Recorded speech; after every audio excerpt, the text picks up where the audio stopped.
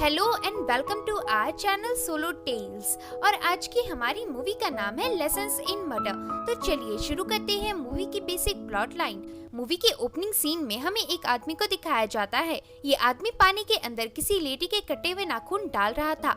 इसके बाद सीन एक स्कूल प्रिंसिपल पाको के फ्यूनरल पर आता है। इस फ्यूनरल में कई सारे लोग शामिल हुए थे। इन्हीं में से एक पाको का ग्रैंडसन मसाई था, जो कि मूवी का मेन कैरेक्टर है। आगे मसाई की मॉम एरिको सभी मेहमानों को खाना सर्व करती है। तभी कुछ मेहमान एरिको से उसके बेटे मसाई के बारे में बात करने लगती हैं। इसे सुन एरिको अगले कमरे में जाती है, जहाँ पर मसाई अकेले चुपचाप बैठा हुआ था।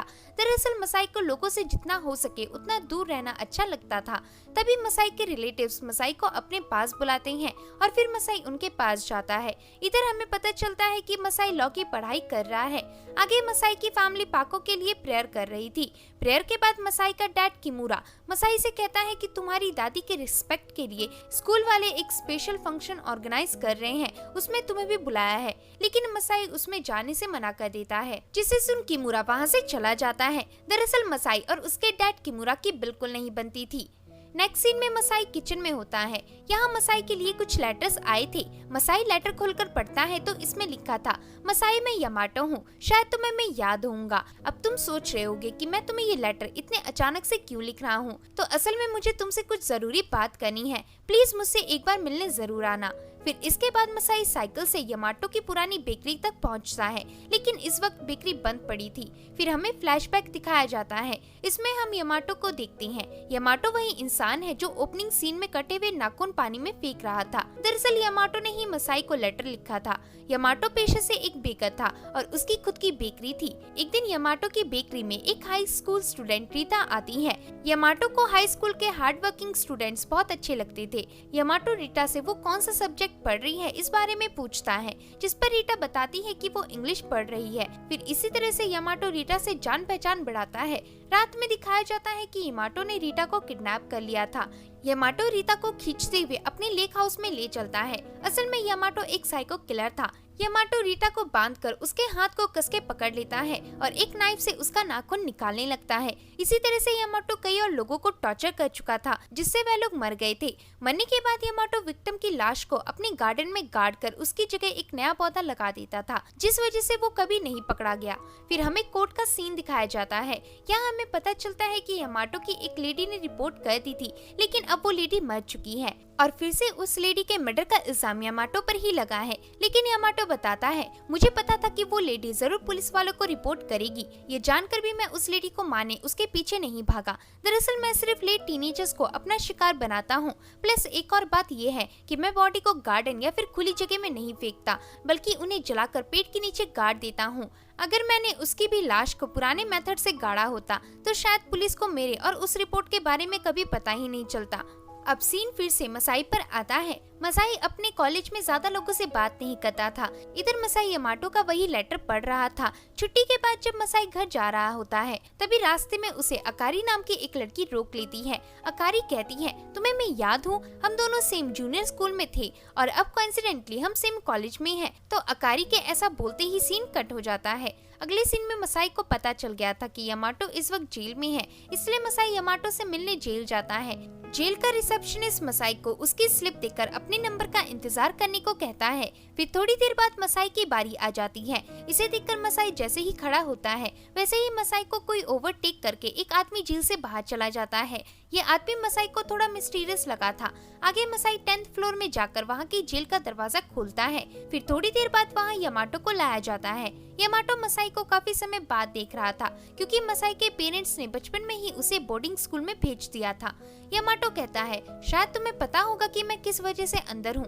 मसाई कहता है, न्यूज में बता रहे हैं कि आपने 24 लोगों का मर्डर किया था।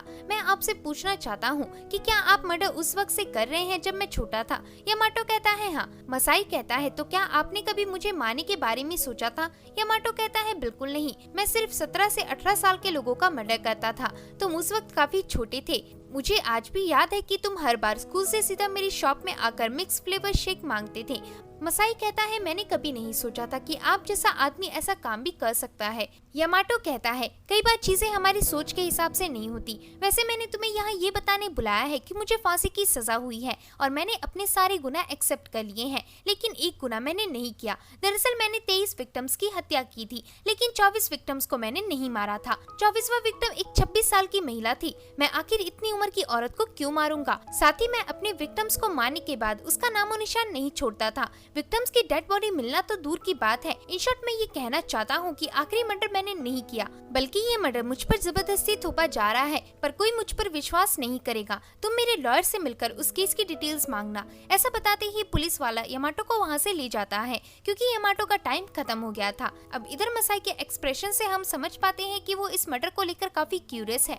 आगे मसाई जेल से निकलकर रोड में पहुंचता है। इस वक्त रोड में रेड सिग्नल था, इसलिए मसाई वहीं वेट करता है। मसाई के साथ वही आदमी था जो मसाई से जेल में टकराया था। इसका नाम हमें नहीं बताया जाता। मसाई उस आदमी से पूछता है, तुम जेल में किससे मिलने गए थे? वो आदमी कहता है, किसी से नहीं। एक्चुअली मैं डिसाइड नहीं कर पाया कि मुझे किससे मिलना चाहिए, इसलिए मैं ऐसे ही वापस आ गया। यहाँ उस आदमी की हरकत मसाई को थोड़ी ऑकवर्ड लग रही थी। तभी सिग्नल ग्रीन हो जाता है और मसाई वहाँ से चला जाता है। आगे मसाई यामाटो के लॉयर से केस की फाइल देखने के लिए मांगता है। तब लॉयर मसाई से एक कॉन्ट्रैक्ट में साइन करवाकर उसे यामाटो की फाइल सिर्फ देखने के लिए देता है और कुछ देर रूम से बाहर चला जाता है। लॉयर के जाते ही मसाई उस फाइल के हर एक पेजेस की फोटो खींच लेता है। आगे घर में मसाई उन फोटोज का प्रिंट निकालता है। इन फोटोज में उनकी तस्वीर थी जिन्हें यामाटो ने मारा था। मसाई उन विक्टिम्स के मरने की डेट लिखकर विक्टिम्स की फोटो के साथ जोड़ देता है। असल में मसाई एक प्रोफेशनल की तरह इस केस को डिटेल्स में समझना चाहता था। यहाँ मसाई एक 17 साल की लड़की कुबोई की फाइल देखता है। कुबोई एक सुपरमार्ट में काम करती थी और यामाटो हफ्ते में 3 बार कुबोई के शॉप में जाता था। यामाटो काफी समय से ऐसा कर रहा था ताकि कुबोई के साथ रिलेशन बिल्डअप कर सके और अंत में यामाटो इसमें सफल हो जाता है। यामाटो इसी तरह अपने टारगेट्स को मारने से पहले उनके साथ अच्छा रिलेशन तैयार करता था। ऐसा ही कुछ उसने रिकू नाम के विक्टिम के साथ किया था। एक बार पार्किंग लॉट में रिकू को उसकी साइकिल नहीं मिलती। रिकू की साइकिल को जानबूझकर यामाटो रिकू के सामने से ले जा रहा था। तभी यामाटो रिकू के सामने नाटक करके बताता है कि उसकी साइकिल भी सेम वैसी ही दिखती है, जिस कारण वो कंफ्यूज हो गया। ऐसा बोलकर यामाटो रिकू से माफी मांगता है। फिर इसके बाद यामाटो जानबूझकर रिकू से एक थिएटर में मिलता है और उसे याद दिलाता है कि मैं वही आदमी हूँ जो गलती से तुम्हारी साइकिल लेकर भाग रहा था। तो रिकू इस पर यामाटो को माफ कर देता है। फिर इसके बाद यामाटो ने रिकू के साथ अपना नंबर एक्सचेंज किया होगा और फिर उसे मार डाला होगा। ये सब मसाई अपने दिमाग में ऑब्जर्व करके बाकी विक्टिम्स की तस्वीर निकालता है। ये सारे विक्टिम्स अपने लिए टीनेज ईयर में थे, लेकिन इनमें से काइको नाम की विक्टिम की उम्र 26 साल थी। यामाटो ने इसी लेडी के मर्डर से डिनाई किया था। असल में काइको नाम की वो विक्टिम साके मेडिकल में काम करती थी और आखिरी बार काइको की डेड बॉडी एक जंगल में मिली थी, जो यामाटो के घर के 15 किलोमीटर दूर है। अगली सुबह मसाई इसी केस के बारे में सोचते हुए स्क्वाश खेल रहा था। तभी एक दूसरा प्लेयर आकर मसाई को वहाँ से जाने को बोलता है, क्योंकि इस वक्त उनके खेलने का टाइम रिजर्व था। तो इसे सुन मसाई वहाँ से चला जाता है। मसाई के बाहर आते ही अकारी मसाई को अप्रोच करते हुए कहती है, हमारा ग्रुप पार्टी के लिए जा रहा है, तो अगर तुम्हें टाइम मिले तो तुम हमारे साथ आ सकते हो। तो इस पर मसाई हाँ करके वहाँ से चला जाता है। नेक्स्ट सीन में मसाई उसी पब में था जहाँ उसे अकारी ने बुलाया था, लेकिन काफी समय बीत जाने पर भी यहाँ कोई नहीं आता, इसलिए मसाई जाने लगता है। पर तभी वहाँ पर अकारी अपने दोस्त के साथ आती है और मसाई से लेट आने के लिए सॉरी मांगती है। फिर सभी दोस्त मिलकर बात करना शुरू करते हैं, लेकिन यहाँ मसाई को फिर से ऑकवर्ड फील हो रहा था और इसलिए मसाई वहाँ से उठकर चला जाता है। तभी मसाई के पीछे अकारी आती है और इतने में ही मसाई से कोई आदमी टकराकर गिर जाता है। वो आदमी काफी फ्रस्ट्रेशन में था, इसलिए वो मसाई को मारकर वहाँ से चलता बनता है। आगे फिर से मसाई काइको के केस में काम करना शुरू कर देता है। काइको की डेड बॉडी काफी बुरी हालत में जंगल में मिली थी। वहाँ किलर ने उसे काफी बुरी तरह से टॉर्चर किया था। अब मसाई उसी जंगल वाली जगह में पहुँचता है जहाँ काइको की डेड बॉडी थी। इधर एक लेडी मसाई को जंगल के अंदर ले जाती है। दरअसल ये जंगल उसी लेडी का था। लेडी बताती है, मुझे इसी जगह डेड बॉडी मिली थी। अब मसाई उस जगह को अच्छे से देखता है और लेडी से पूछता है कि इस एरिया में कोई अक्सर आया जाया करता था। लेडी कहती है, इस बारे में मैं ज्यादा नहीं जानती, लेकिन अभी रिसेंटली यहाँ कोई लंबे बालों वाली लेडी आई थी। वो लेडी इस जगह हाथ जोड़कर रो रही थी। तो मसाई समझ नहीं पाता कि वो लेडी कौन होगी। अगले दिन मसाई काइको की कलीग सारा से मिलता है। सारा बताती है कि मर्डर के कुछ दिन पहले काइको ने मुझसे कहा था कि उसे ऐसा लग रहा है जैसे उसका कोई पीछा कर रहा हो। फिर इसके बाद हम साकिन मेडिकल देखते हैं जहाँ काइको काम करती थी। इस मेडिकल से हाशिमोतो नाम का आदमी बाहर आता है। तभी मसाई हाशिमोतो के पास जाकर उसे अपना नकली विजिटिंग कार्ड देकर बताता है, मैं लॉ फर्म में मिस्टर यामाटो की तरफ से आया हूँ, मुझे आपसे कुछ सवाल करने हैं। तो हाशिमोतो कहता है, तुम भी बाकियों की तरह मुझसे यहाँ पूछोगी कि क्या मैं काइको का पीछा करता था? तो इसका जवाब मैं पहले ही नाम में दे चुका हूँ। हाशिमोतो आगे बढ़कर बताता है, जिस वक्त काइको का मर्डर हुआ था उस दिन मैं ऑफिस में था, मेरे पास इसके अलीबी भी है। मसाई कहता है, मैं ये जानता हूँ, मैं बस आपसे ये पूछने आया हूँ कि क्या कोई काइको के बहुत करीब था? हाशिमोतो कहता है, नहीं। यहाँ हम देखते हैं कि कोई मसाई पर अपनी गाड़ी से नजर रख रहा था। अब मूवी अगले दिन शिफ्ट होती है। यहाँ मसाई की मॉम मसाई के ग्रैंडमा की फालतू की सामानों को घर से हटा रही थी। अब यहाँ मसाई भी घर की चीजों को देखने लगता है। तभी मसाई को कार्टून बॉक्स में काफी पुरानी फोटोज मिलती हैं। मसाई जब अच्छे से देखता है तो ये एक ग्रुप फोटो थी। इस ग्रुप फोटो में एक लेडी थी जिसके बारे में आर्टिकल भी छपा था। आर्टिकल के अकॉर्डिंग इस लेडी का नाम कीरा था और इसने यामाटो को 19 साल की उम्र में अडॉप्ट किया था, साथ ही उसे बेकरी खोलकर दी थी। अब अगले सीन में मसाई उसी ग्रुप फोटो के एक आदमी मिस्टर हामुरा से मिलता है। हामुरा कीरा के बारे में बताता है कि कीरा एक ह्यूमन राइट एक्टिविस्ट थी। उसने एक वॉलंटियर ग्रुप बनाया था। उस ग्रुप में सभी वैसे लोग थे जिनके साथ बचपन में कुछ डिस्टर्बिंग चीज हुई थी। उस ग्रुप में मैं और मिस्टर यामाटो भी थे। मसाई कहता है, उस टाइम मिस्टर यामाटो कैसे थे? हामुरा कहता है, यामाटो हमारे ग्रुप का एक अच्छा वॉलंटियर था। तुम्हें पता होगा कि इस दुनिया में कुछ बच्चे काफी सेल्फिश और पत्थर दिल के होते हैं। असल में ऐसे बच्चों को बचपन में से ही और प्यार नहीं मिलता, जिस कारण वह लोग ऐसे बन जाते हैं। ऐसे ही बच्चों को मिस्टर यामाटो संभालते थे। तो इसे सुन मसाई को थोड़ी हैरानी होती है। फिर रेस्टोरेंट से बाहर निकलते समय मसाई हामुरा को वही ग्रुप फोटो दिखाता है और इनमें से मिस्टर यामाटो कौन है ये बताने कहता है। तब हम देखते हैं कि मिस्टर यामाटो के बचपन में काफी लंबे बाल थे। ये जानने के बाद मसाई यामाटो के साइड में खड़ी लेडी के बारे में पूछता है। ये लेडी मसाई की मॉम जैसी लग रही थी। हामुरा याद करते हुए बताता है कि इसका नाम एरिको था। एरिको मसाई की मॉम का भी नाम है। हामुरा कहता है कि एरिको वॉलंटियर ग्रुप में सबकी फेवरेट थी और अक्सर यामाटो के साथ रहती थी, लेकिन कीरा ने इसे ग्रुप से निकाल दिया था। दरअसल ये अचानक से प्रेग्नेंट हो गई थी और ये बात कीरा बर्दाश्त नहीं कर सकती थी। तो इसे सुन मसाई समझ जाता है कि एरिको और कोई नहीं बल्कि उसी की मॉम है और उसकी मॉम को उस वक्त यामाटो ने प्रेग्नेंट किया था। अब रात को मसाई यामाटो से मिलने जाता है। मसाई यामाटो से कहता है कि मैं आपसे अपनी मॉम के बारे में पूछने आया हूँ जिनका नाम एरिको है। इसे सुन यामाटो समझ जाता है कि मसाई को सच्चाई पता चल गई है। मसाई कहता है, मुझे बताओ कि क्या तुम मेरे फादर हो? तो यामाटो इस पर कुछ नहीं कहता। फ्लैशबैक में एक सीन दिखाते हैं जिसमें यामाटो मसाई से पूछता है, क्या तुम्हें फिर से तुम्हारे फादर ने मारा? मसाई कहता है, हाँ। यामाटो कहता है, अगर तुम इस सब से पीछा छुड़ाना चाहती हो तो मैं तुम्हारे साथ हूँ। ऐसा बोलकर यामाटो मसाई को सपोर्ट करता है। अब प्रेजेंट में मसाई को समझ आ गया था कि यामाटो उसके साथ इतना सिंपैथिक क्यों रहता था। दरअसल यामाटो और मसाई बाप बेटे थे। इसके बाद हम मसाई को उसकी मॉम एरिको के साथ देखते हैं। मसाई कहता है, क्या आपको अब्यूज किया गया था? क्योंकि मुझे पता चला है कि आप मिसेस कीरा के ऑर्फनेज में रहती थी जहाँ सिर्फ फिजिकल अब्यूज लोग रहते थे। तो एरिको कहती है, मेरी मॉम मुझसे नफरत करती थी और उन्होंने मुझे मेंटली टॉर्चर किया था। इसे सुन मसाई कहता है, ऑर्फन में आप और यामाटो एक दूसरे से काफी क्लोज थे। एरिको कहती है, उस समय और कोई नहीं था जिससे मैं बात कर सकूं। ये सुन मसाई गुस्से में पूछता है, मेरे असली फादर कौन है? इतने में ही वहाँ पर किमुरा आ जाती हैं। किमुरा ने इन दोनों की बातें नहीं सुनी थी। मसाई फिर उस कमरे से चला जाता है। तभी एरिको मसाई को बताती है कि किमुरा ही तुम्हारे असली फादर हैं। लेकिन मसाई को इस पर विश्वास नहीं होता क्योंकि किमुरा उसे अक्सर मारते रहते थे।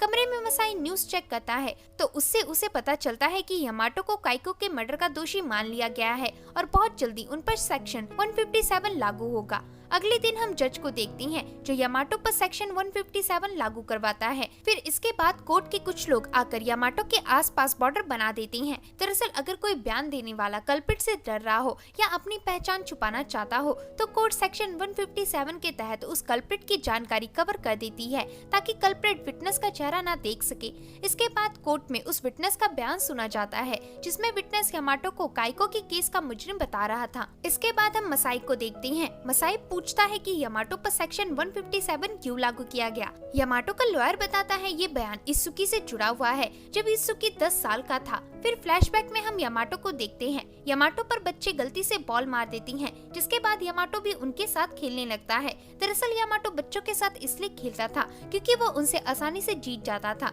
उन्हीं बच्चों में इत्सुकी और उसका छोटा भाई भी थे। यामाटो उन दोनों को मैनिपुलेट करके एक दूसरे की बॉडी पर कटर चलवाता था। हालांकि उन्हें ज्यादा चोट नहीं लगी, लेकिन अभी तक उनके घाव के निशान हैं। यही बयान आज इत्सुकी ने कोर्ट में दिया था। मसाई कहता है, मुझे अभी तक समझ नहीं आया कि ये बयान आखिर काइको के मर्डर से कैसे जुड़ा हुआ है। पुलिस सिर्फ इस विटनेस के दर्ज पर यामाटो को काइको का किलर नहीं बता सकती। लॉयर कहता है, याद रखो यामाटो एक किलर है, अगर उसे सजा हो रही है तो ये एक अच्छी बात है। मसाई कहता है, आप यामाटो के डिफेंस लॉयर हैं, लेकिन आप खुद ही यामाटो पर शक कर रहे हैं, तो लॉयर इस पर कुछ नहीं कहता। अगले सीन में मसाई इत्सुकी के कलीग से मिलता है। कलीग बताता है कि इत्सुकी का अब मुझे कोई अता पता नहीं। इत्सुकी को जॉब छोड़े कई साल हो गए हैं। असल में हमारी कंपनी में हर एक कलीग को बस से बदतर ट्रीट किया जाता है। एक बार इत्सुकी ने मुझे बताया था कि उसके फादर भी उससे इसी तरह गंदे तरीके से बात करते थे। मसाई कहता है, तुम्हारी कंपनी सान के मेडिकल से डील करती थी, क्या किसी डील में इत्सुकी उस मेडिकल में गया था? कलीग कहता है, हाँ कई बार। एक सेकंड, उस मेडिकल में तो काइको नाम की वो विक्टिम काम करती थी। मसाई कहता है, क्या ऐसा हो सकता है कि इत्सुकी और काइको का चक्कर चल रहा हो? तो कलीग को इसका कोई आइडिया नहीं था। अगले सीन में मसाई अपने घर में इस केस के बारे में सोच रहा था। अब मसाई केस से रिलेटेड हर एक फोटोज देखता है। मसाई इन फोटो को देखकर निष्कर्ष निकालता है कि जरूर इत्सुकी ने ही काइको का मर्डर किया है और अब उसे बस इत्सुकी का पता लगाना है कि वो कौन है। रात में हम मसाई को बारिश में कहीं जाता देखते हैं। तभी मसाई की टक्कर एक आदमी से हो जाती है, जिस पर वो आदमी मसाई को धक्का देता है और मसाई सॉरी मांगकर वहाँ से जाने लगता है। तभी मसाई चलते चलते रुक जाता है और वापस पीछे जाकर उस आदमी के पास पहुँचता है और उसे बहुत ज्यादा मारता है। मसाई उस आदमी का गला घोटकर उसे मारने ही वाला था कि तभी मसाई खुद पर काबू करता है और उस आदमी को छोड़ देता है। अब मसाई भागकर सीधा अकारी के पास आता है। अकारी मसाई के हाथ में खून देखकर चौंक जाती है और उसे रोकने लगती है। तभी मसाई अकारी को किस कर लेता है। फिर इसके बाद हम मसाई को अकारी के कमरे में देखते हैं। यहाँ मसाई को अचानक से इत्सुकी के कलीग का मैसेज आता है। जब मसाई फोन में मैसेज देखता है तो उसमें कलीग ने लिखा था, इस फोटो में मेरे पीछे वाला आदमी ही इत्सुकी है। तो मसाई जूम करके देखता है तो असल में इत्सुकी वही आदमी था जो उससे उस दिन रास्ते में मिला था। अगले दिन मसाई जल्दी से भागकर उस जंगल की लैंडलेडी के पास जाता है। मसाई कहता है, आपने मुझे उस दिन एक लेडी के बारे में बताया था जो क्राइम सीन में आकर रो रही थी, क्या वो ये है? तो लेडी कहती है, बिल्कुल, शायद इसके लंबे बालों के कारण मैंने इसे एक लेडी समझ लिया था। तो इस पर मसाई उनका शुक्रिया अदा करता है। आगे मसाई फिर से उधर पहुंचता है जहां काइको की डेड बॉडी मिली थी। तभी इस जगह पर इत्सुकी फिर से आ जाता है। इत्सुकी को देखकर ऐसा लग रहा था जैसे उसका सर भारी हो रहा है। इत्सुकी कहता है, मैंने काइको को मार डाला। इसे सुन मसाई को कंफर्म हो जाता है कि इत्सुकी ही किलर है, इसलिए मसाई वहां से भागने लगता है और फिर इत्सुकी मसाई के पीछे भागता है। यहाँ काफी देर तक भागने के बाद इत्सुकी मसाई को पकड़ लेता है और फिर ये दोनों वहीं गिर जाती हैं। यहाँ मसाई डरा हुआ था क्योंकि उसे लग रहा था कि इत्सुकी उसे मार डालेगा, लेकिन इत्सुकी कहता है, मेरे कहने का वो मतलब नहीं था। अब इधर मसाई के एक्सप्रेशन के साथ ये सीन यहीं एंड हो जाता है। नेक्स्ट सीन में हम मसाई को उसके घर आता देखते हैं, मतलब इत्सुकी ने मसाई को नहीं मारा था। अगले दिन जेल में यामाटो से फिर से मिलने मसाई आया था। मसाई कहता है, मैंने पता लगा लिया है कि किसने काइको का मर्डर किया है। ये सुन यामाटो खुश होता है। मसाई कहता है, मैं कल इत्सुकी से मिला था। इत्सुकी जब 10 साल का था और उसका भाई डाइची जब 8 साल का था, तब आप उसके साथ खेलते थे। यामाटो कहता है, हाँ मुझे याद है, हम साथ मिलकर वो सब करते थे जो उनके पेरेंट्स उन्हें कभी अलाउ नहीं करते। अक्सर बच्चों की फीलिंग्स को पेरेंट्स दबा देती हैं, इसलिए मैंने उन बच्चों को वैल्यूज दिए। मसाई कहता है, तुम ऐसे बच्चों को सुधारने की जगह उन्हें टॉर्चर करते थे। यामाटो कहता है, ये तुम क्या कह रहे हो? मसाई कहता है, जब इत्सुकी और डाइची छोटे थे तो उन्होंने खुद से ही एक दूसरे के शरीर पर चाकू से कट लगा दिया था। ये बात बिल्कुल झूठी है, असल में वो तुम थे जिसने उनसे ये सब करवाया था। फ्लैशबैक में दिखाया जाता है कि यामाटो बच्चों को मैनिपुलेट कर लेता था। यामाटो ने इत्सुकी को पूरी तरह वश में कर रखा था। यामाटो उनसे कहता है, आज हम चाकू वाला गेम खेलेंगे, तो इत्सुकी तुम्हारा टारगेट कौन है? इसे सुन इत्सुकी अपने भाई की तरफ फिंगर पॉइंट करता है क्योंकि उसके सामने वही खड़ा था। फिर इसके बाद इत्सुकी अपने भाई डाइची की बॉडी पर कट लगाता है। इसे सुन यामाटो कहता है, तो तुम्हें इत्सुकी की कही बातों पर विश्वास है? मसाई कहता है, इत्सुकी डाइची को कट लगाकर तंग आ गया था, इसलिए उसने तुमसे मिलना छोड़ दिया। यामाटो कहता है, तुम कहना क्या चाहते हो? मसाई बताता है, मिस काइको अपना डेली रूटीन कभी नहीं बदलती थी और ये बात तुम अच्छे से जानती थी, इसलिए तुमने अपने पास इत्सुकी को बुलाया। जिस तरह बच्चा क्लाउन से डरता है, उसी तरह इत्सुकी इतने सालों बाद भी तुमसे डरता था। तुमने इत्सुकी से पूछा, तो आज तुम्हारा टारगेट कौन है? तो इत्सुकी खुद को टारगेट नहीं चुन सकता था। तभी इत्सुकी ने रास्ते में काइको को जाता देखा और उसी तरफ पॉइंट आउट करके उसे अपना टारगेट बनाया। असल में तुम पहले से ही जानते थे कि काइको समय की पक्की है और वो इसी समय रास्ते से गुजरती है। इत्सुकी के दिमाग में तुमने ऐसा खौफ भर दिया था कि अगर वो अपने टारगेट को नहीं मारेगा तो तुम टारगेट को बुरी तरह मार डालोगे। फिर इसके बाद से इत्सुकी काइको का पीछा करने लगा। यामाटो कहता है फिर भी काइको मेरे एज ग्रुप से मैच नहीं करती, तुम इसे समझा सकते हो? मसाई कहता है जब तुमने काइको का अपना टारगेट बनाया था तब वो अपने टीनेज में थी। तुम काइको के साथ बिल्कुल वैसे ऑब्सेस थे जैसे तुम डाइची और इत्सुकी के साथ हो। ऐसा बताकर मसाई कुछ लेटर्स दिखाता है। मसाई कहता है इन लेटर्स को तुमने इत्सुकी को लिखा था। इसमें तुमने लिखा है इत्सुकी मेरा पहला ट्रायल खत्म हो गया है और मैं तुमसे चाहता हूँ कि तुम कोर्ट में मेरे खिलाफ गवाही दो। मैं तुम्हारी गवाही को एक्सेप्ट कर लूंगा और कोर्ट को पता नहीं चलेगा कि मर्डर तुमने किया था। मैं ये सब बस तुम्हारे सिर से गिल्ट उतारने के लिए करूंगा। इस लेटर को पढ़ने के बाद इत्सुकी को लगा कि उस दिन उसने काइको पर इशारा करके उसे नहीं मारा था,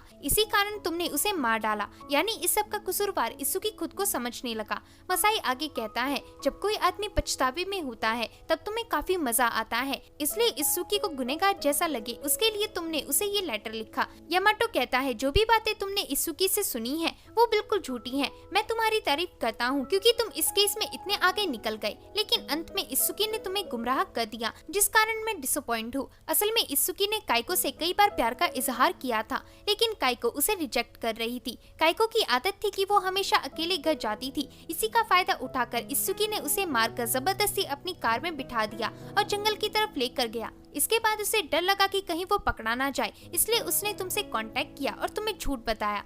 तो इसे सुन मसाई वो लेटर वापस रख लेता है। यामाटो आगे कहता है इत्सुकी का बचपन बहुत बेकार था। उसके फादर चाहते थे कि इत्सुकी एक मस्कुलर इंसान बने, लेकिन इत्सुकी लड़कियों जैसे बाल बड़े करके रखता था, जिस कारण इत्सुकी के फादर इत्सुकी से हमेशा परेशान रहते थे और मेंटली अब्यूज करते थे, और इसलिए मैं उसे बस एक बार मिलना चाहता था, जिस कारण मैंने उसे ये लेटर लिखा। तो इसे सुन मसाई को वो समय याद आता है जब मसाई के फादर उसे पीटते थे और यामाटो मसाई को अच्छे से ट्रीट करता था। मसाई कहता है तुम मुझे भी इत्सुकी की तरह बनाना चाहते थे। तुम पहले बच्चों का मनोबल गिराते हो और फिर उन्हें अपने हिसाब से चलने पर मजबूर कर देते हो। यामाटो कहता है उस टाइम तुम जूनियर स्कूल में थे। मसाई कहता है तुमने कन्फेशन में बताया था कि तुम अपने विक्टिम्स के साथ रिलेशन बनाने में जितना हो सके उतना टाइम लगाते हो ताकि उन्हें टॉर्चर करने में तुम्हें ज्यादा मजा आए। तुमने मेरे साथ ऐसा क्यों किया? यामाटो कहता है तुम क्या कह रहे हो, ऐसा कुछ नहीं है, मैं सभी को इसी तरह से ट्रीट करता हूँ। मसाई कहता है मुझे समझ आ गया, काइको तुम्हारी पुरानी शिकार थी। काइको को जर्मन फोबिया था, वो ज्यादा सोशल इलाकों में नहीं जाती थी और टाइम की बिल्कुल पंक्चुअल थी। असल में ये सब एक ट्रॉमा के सिम्टम्स हैं। इसी तरह का ट्रॉमा उन लोगों को हुआ है जिनका तुमसे अच्छा रिलेशन था। असल में जब काइको 17 साल की थी तभी से तुमने उसे मेंटली हर्ट करना शुरू किया था, लेकिन उसे मार नहीं पाए थे। फिर जब पुलिस तुम्हें ढूंढ रही थी तो उस वक्त तुम काइको को मारना चाहते थे और साथ ही इत्सुकी को काइको के मर्डर का पछतावा देना चाहते थे।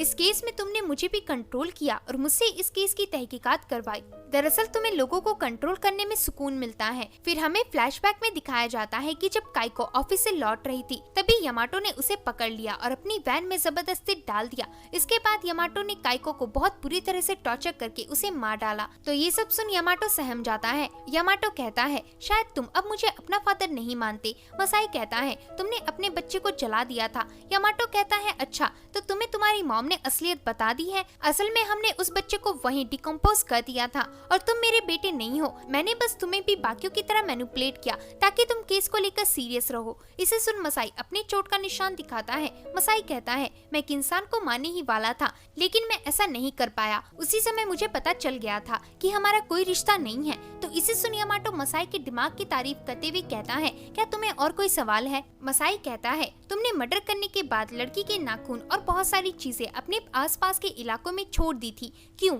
यामाटो बताता है मैंने वो नील्स लेक के पास जानबूझकर छोड़े थे ताकि पुलिस को एविडेंस मिल जाए कि मैं ही किलर था। असल में काइको को मारना मेरा आखिरी मकसद था जो पूरा हो गया। तो ये सब बताने के बाद यामाटो वहाँ से जाने लगता है। तभी मसाई कहता है क्या तुम्हारी मॉम के नील्स खूबसूरत थे? यामाटो कहता है बिल्कुल थे, जब मैं एक छोटा बच्चा था। फिर इस घटना के कुछ दिनों बाद मसाई अकारी के साथ होता है। तभी मसाई देखता है कि अकारी के नील्स काफी सुंदर हैं। इसे सुन अकारी कहती है क्या तुम इन्हें निकालना चाहते हो? तो इसे सुन मसाई हैरान रह जाता है। पर तभी मसाई से पर्स में रखे कुछ लेटर्स गिर जाती हैं। जब मसाई देखता है तो ये लेटर्स अकारी को यामाटो ने लिखे थे। तभी अकारी कुछ डॉक्यूमेंट्स नीचे गिराती है। इन डॉक्यूमेंट्स में यामाटो के सभी विक्टिम्स का बायोडाटा था। अकारी मसाई से कहती है, यामाटो ने कहा था कि तुम असली खूनी को पहचान लोगे, ऐसा ही कहा था ना उसने। तो इसे सुन मसाई शॉक्ड रह जाता है और इसी के साथ ये मूवी एंड हो जाती है।